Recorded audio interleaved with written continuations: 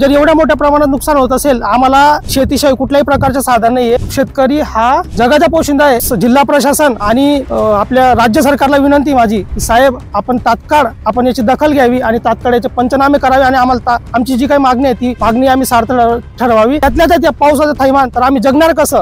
मी हेमंत चौधरी आणि माझी जवळपास 12 एकर क्षेत्र आहे।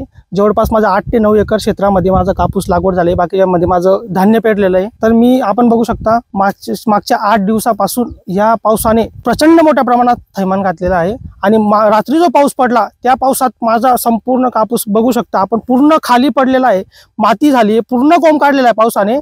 मला असं म्हणायचं आहे की जर एवढ्या मोठ्या प्रमाणात नुकसान होत असेल, आम्हाला शेतीशिवाय कुठल्याही प्रकारचे साधन नाहीये। हा माझा भाऊ बघू शकता, हा पुण्याला जॉब करत होता, त्याला 30,000 रुपये पगार होता।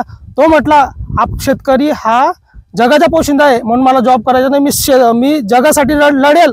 आणि एक युवा म्हणून त्यांनी एक आता नवीन युवा शेतीच्यानी चालू केली आहे। तर माझी अशी विनंती आहे जिल्हा प्रशासन आणि आपल्या राज्य सरकारला विनंती माझी की साहेब आपण तात्काळ याची दखल घ्यावी आणि तात्काळ याचे पंचनामे करावे आणि आम्हाला आमची जी काही मागणी आहे ती मागणी आम्ही सार्थ ठरवावी। आमचा जिल्हा पूर्णपणे मागासलेला जिल्हा आहे पहिल्यापासूनच आणि त्यातल्या त्यात या पावसाचं थैमान तर आम्ही जगणार कसं।